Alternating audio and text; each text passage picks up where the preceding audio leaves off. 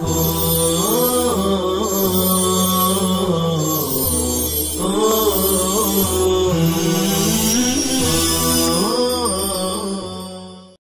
اللہ الرحمن الرحیم الحمد للہ رب العالمین الحمد للہ حمدا کثیرا طیبا مبارکا فیہ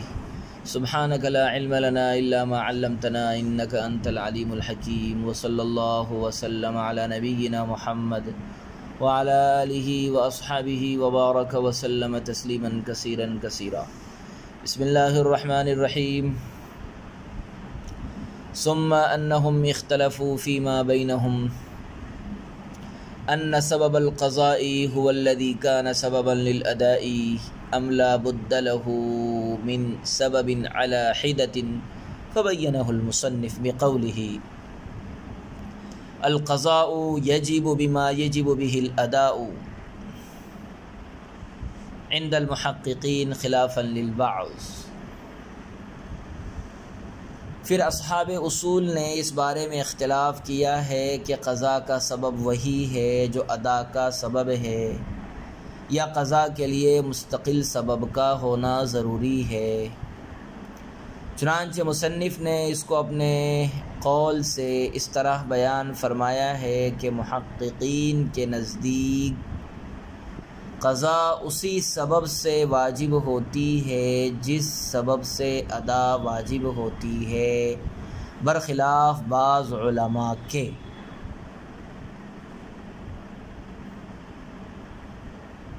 یعنی عام احناف میں سے محققین کے نزدیک قضا اسی سبب سے واجب ہوتی ہے جس سبب سے ادا واجب ہوتی ہے. ای القضاء یجب بالسبب الذي یجب به الاداء عند المحققین من عامة الحنفیة خلافا للعراقیین من مشائخنا وعامة اصحاب الشافعی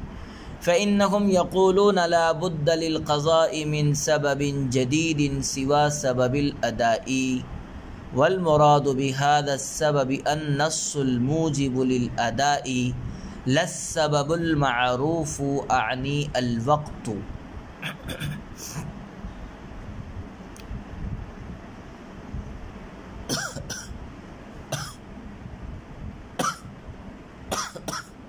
یعنی عام احناف میں سے محققین کے نزدیک قضا اسی سبب سے واجب ہوتی ہے جس سبب سے ادا واجب ہوتی ہے، برخلاف ہمارے عراقی مشائخ اور عام اصحاب شافعی کے، کیونکہ یہ حضرات فرماتے ہیں کہ قضا کے لیے ادا کے سبب کے سوا علاوہ ایک نئے سبب کا ہونا ضروری ہے، اور اس سبب سے مراد وہ نص ہے جو ادا کو واجب کرتی ہے. سبب معروف یعنی وقت مراد نہیں ہے. وحاصل الخلاف يرجع إلى أن عندنا النص الموجب للأداء وهو قوله تعالى أقيموا الصلاة وقوله كتب عليكم الصيام دال بعينه على وجوب القضاء لا حاجة إلى نص جديد يوجب القضاء وهو قوله عليه السلام من نام عن صلاة أو نسيها فليصليها إذا ذكرها فإن ذلك وقتها وقوله تعالى فمن كان منكم مريضا أو على سفر فعدة من أيام أخر بل إنما وردا للتنبيه على أن الأداء باق في ذمتكم بالنصين السابقين لم يسقط بالفوات لأن بقاء الصلاة والصوم في نفسه للقدرة على مثل من عنده وسقوط فضل الوقت لا إلى مثل وزمان للعجز عنه أمر معقول في نفسه فعدينا حكم القضاء إلى ما لم يرد فيه نص وهو المنذور من الصلاة والصيام والاعتكاف.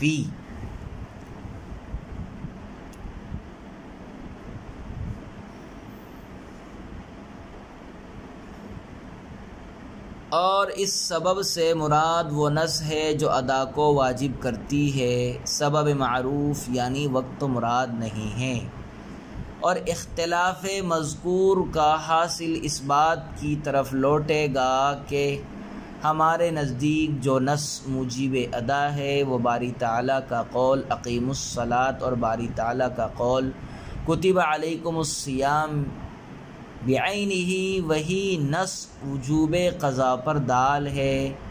کسی ایسی نئی نس کی ضرورت نہیں ہے جو قضا کو واجب کرتی ہو۔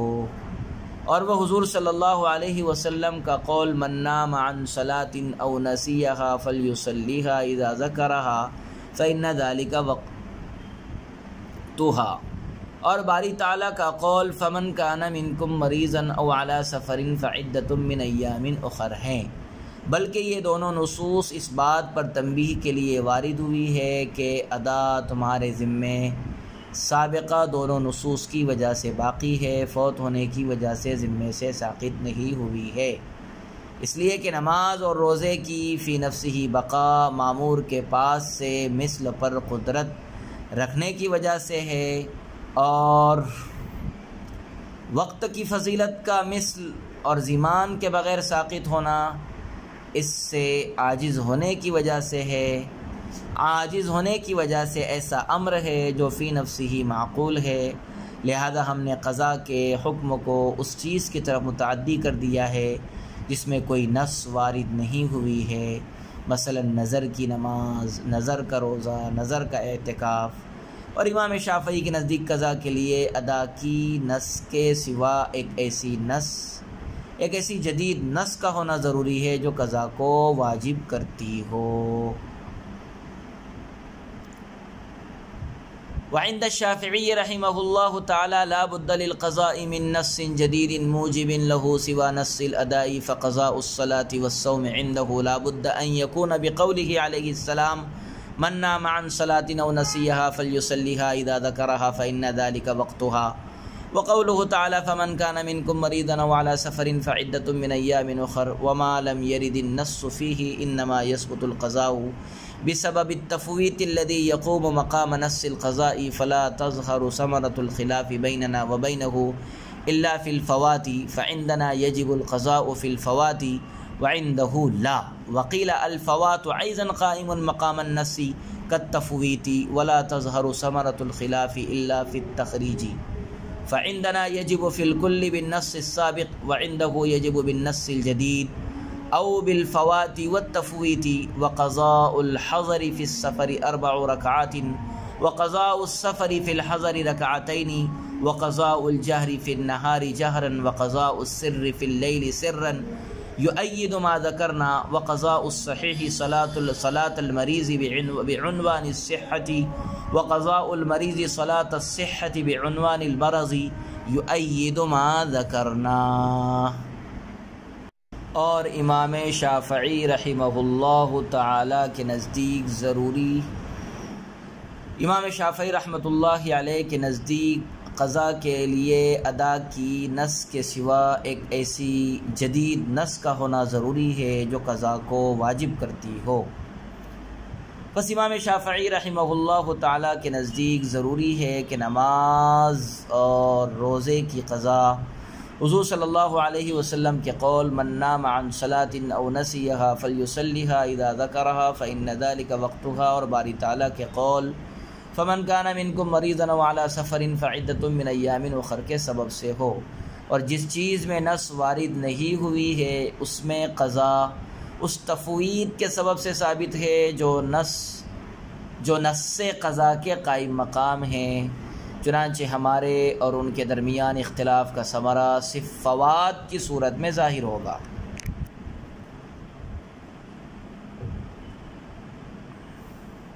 چنانچہ ہمارے نزدیک فوات میں قضا واجب ہے اور امام شافعی کے نزدیک واجب نہیں ہے، اور کہا گیا ہے کہ فوات بھی تفویض کی طرح نص کے قائم مقام ہیں، اور اختلاف کا ثمرہ صرف حکم کی تخریج میں ظاہر ہوگا۔ چنانچہ ہمارے نزدیک تمام صورتوں میں قضا سابقہ نص سے واجب ہوتی ہے، اور امام شافعی کے نزدیک جدید نص سے یا فوات سے یا تفویض سے۔ اور حضر کی قضا سفر میں 4 رکعتیں اور سفر کی قضا حضر میں 2 رکعتیں، اور دن میں جہری نمازوں کی قضا جہراً اور رات میں سری نمازوں کی قضا سراً، یہ مسائل اس کی تائید کرتے ہیں جو ہم نے ذکر کیا ہے۔ اور تندرست آدمی کا قضا کرنا بیمار کی نماز کو حالت صحت کے طریق پر، اور بیمار آدمی کا قضا کرنا تندرستی کے زمانے کی نماز کو بیماری کے طریق پر اس کی تائید کرتا ہے جو امام شافعی رحمۃ اللہ علیہ نے ذکر فرمایا ہے۔ عزیز طلبہ کرام،